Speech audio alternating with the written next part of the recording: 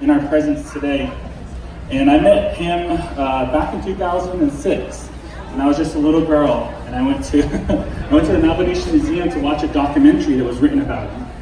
And you know, he proudly identifies as Diné and Puerto Rican. He was born in Gallup, New Mexico. At the age of 5, he actually began studying ballet with local teachers after seeing a television special featuring Edward Villa in the rural section of George. Oh my God, I can't even read that. Okay. So he continued his studies at the American School, the School of American Ballet, which is the official school of the New York City Ballet Company. He became a principal dancer over the course of those years, and since then he has performed around the world, not only inspiring, you know, the art scene for dance and for ballet, but time and time again has been called a leader for American ballet. And so let's all hear it for our second Dine Pride champion, the amazing and fabulous LGBTQ advocate, Jock Soto.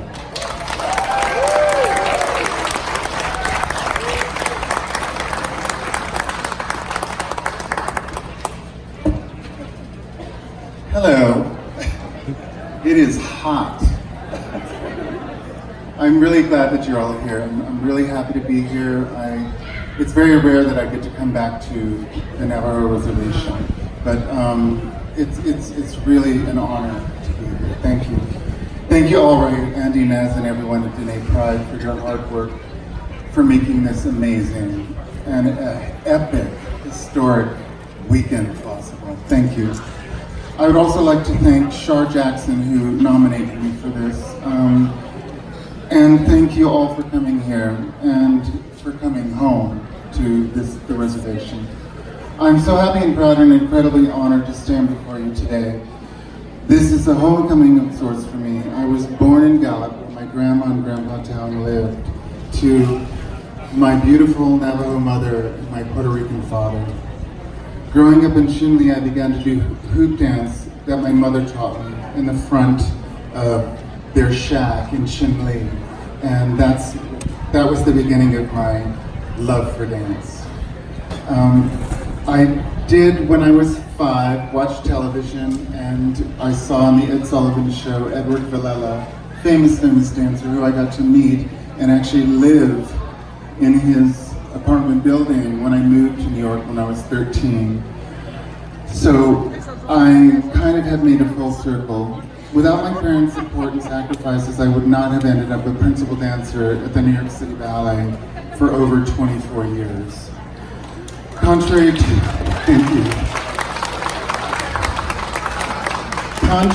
what some of you may think, it wasn't always easy being gay in New York City. I moved to New York when I was 13, just in time for the beginning of one of the worst humanitarian crises in history, AIDS. I lost many friends during this time as I myself was struggling with my own identity as a gay teen. But I also discovered a life outside the reservation that was full of opportunities and unimaginable possibilities, which allowed me to pursue my dreams. Which I stress upon all of the young Native people, pursue your dreams. That's what I did, and I'm here at 54 years old, and I'm still pursuing my dreams. A ballet dancer coming out isn't exactly groundbreaking, but it wasn't exactly easy for me. I was 30 years old when I told my mother that I was gay. And I called her on the phone, and in the 80s and 90s, we didn't have cell phones. So I had to go to the street corner and call her Collect. And I said to her, Mom, I just have to tell you something very important, I'm gay. And she started laughing hysterically into the phone. And she said, well, we knew that. Why did it take you so long to tell us? So, you know, my mother was my strong support, and I still love her to this day. Her name is Josephine Town. I probably have a lot of relatives here today. You know, we're all sisters and brothers and whatever. My father actually came around 8 years ago when we finally moved to our house in Eagle Nest, New Mexico. He told me stories about himself and what he went through with homosexuality and all of that. And it was very shocking because at the time I was writing my memoirs.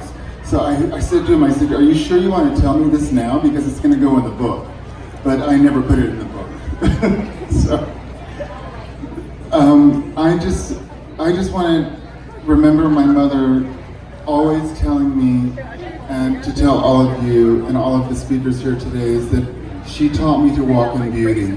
And it is something that she always said to me. I spoke to her every night on the phone from New York City, and she would hear my heartbreaks, she would hear my problems, everything that was happening to me, and then she'd hear the good things that happened to me. I'd go home, I'd make myself dinner in New York City, and I'd call her up and I'd say, Mom, I think I actually had a really good show tonight.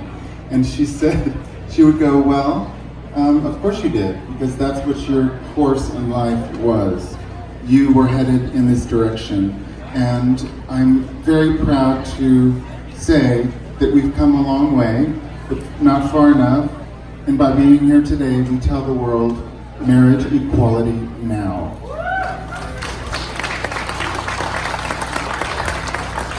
The legendary choreographer who ran the New York City Ballet, George Balanchine, he always referred to me as the brown boy, because it was very unusual that a Navajo boy was going to actually be in his company. But he chose me when I was 16, and that's where I stayed for 24 years. He famously said, the past is part of the present, just as the future is. And I believe in that. We inherited our sacredness from the traditions of our elders, through our mothers and fathers and our brothers and sisters here today. We are two-spirit.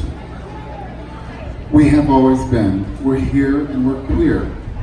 And I believe in that. I hope that I can be an inspiration to all of you, to let you know that your dreams can come true.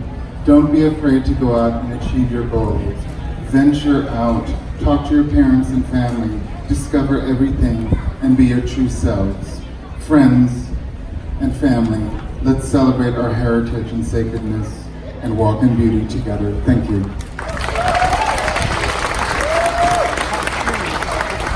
Okay, everybody, and Jock, let's get it quickly. So Jane first, let's do a round of applause again for our